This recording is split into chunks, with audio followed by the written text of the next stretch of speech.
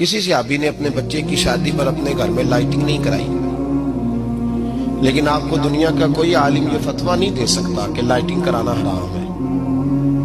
आप शादी के मौके पे सारी गली सजा लो, आप सारी छतों पे लाइटिंग करा लो, कोई आदमी ये आपको फतवा नहीं दे सकता कि शादी के मौके पर लाइटिंग कराना जायज नहीं। कभी सुना है आपने किसी से?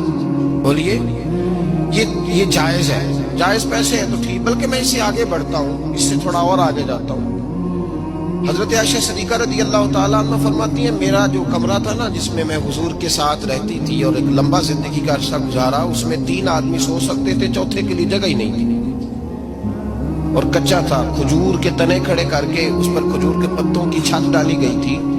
मैं जब हाथ उठाती थी तो मेरा हाथ अपनी छत को छू जाता था। ये है सुन्नत नबी पाक की, ये हुजूर का तरीका है। बताइए पक्के घर में, लेंटर वाले घर में रहना जायज के ना जायज? क्यों जी? हुजूर तो कच्चे मकान में रहते थे, आपने कैसे पक्का बना लिया? दीन को उसकी असल बात में समझे। आप ऐसा ना करें जिसमें इंतशार और उम्मत तकसीम हो, उसका असल मिजाज देखिए। मेहंदी के मौके पे अगर कोई आदमी 6 देगे दाल चावल की पकाता है तो मना नहीं, जायज पैसों से पकाए। उन्हें लाइटिंग लगवाई, कोई मना नहीं। सारे मोहल्ले को खाना खिलाया, कोई मना नहीं। बल्कि नबी पाक ने फरमाया बेहतरीन मुसलमान ही वो है जो सलाम पहले ले और रोटी ज्यादा खिलाए, तो बेहतरीन मुसलमान है। नाजायज क्या है? नाजायज है शादी के मौके पर बैंड बाजा बजाना, उसमें रक्स करना, उसमें भंगड़े डालना, औरतों मर्दों का इख्तलात होना, औरतों की मूवी बनाना, ये चीजें नाजायज है। तो जो नाजायज है उस पर पाबंदी लगाई जाएगी, जो जायज है उसके बारे में ये कहा जाएगा कि भाई एहतियात की जाए, सुन्नत की तरफ देखा जाए तो बेहतर यही है। लेकिन अगर कोई किसी आदमी के पास जायज पैसे हो, वो 100 कनाल के घर में रहे, अगरचे सुन्नत ये नहीं, और ये तो कोई फतवा नहीं ना दे सकता कि हराम है तेरा 100 कनाल के घर में रहना। क्या है फतवा कहीं आपने सुना?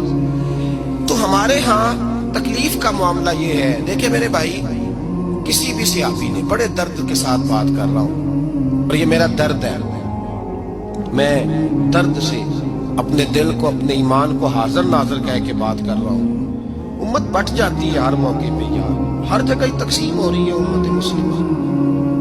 हर रोज कुछ ना कुछ फतवे ऐसे मिल जाते हैं जिसमें दरारें पड़ती हैं। किसी सहाबी ने किसी मस्जिद के अंदर इश्तिहार छपवा के, ऐलान करा के दरसे कुरान कराया है कभी? सीरतुन नबी का जलसा, खत्म बुखारी, मदरसे का दस्तार फजीलत का जलसा, आपने इश्तिहार पढ़े हैं ना? ये सारे मकातिब फिक्र होते हैं कि नहीं होते? किसी सहाबी ने इस तरह, वो तो रोज दरसे कुरान देते थे, लेकिन इस तरह इश्तिहार छपवा के, पोस्टर लगा के, और मिस्र से किसी सहाबी को स्पेशल बुलवा के या यमन से बुलवा के मस्जिद के अंदर कभी दरसे कुरान के इज्तिमात कराए? सीरतुन नबी के जलसे, खत्म बुखारी के, ओ भाई ये सारी चीजें हुजूर के सहाबा की सुन्नत से मुरवजा अंदाज में साबित नहीं।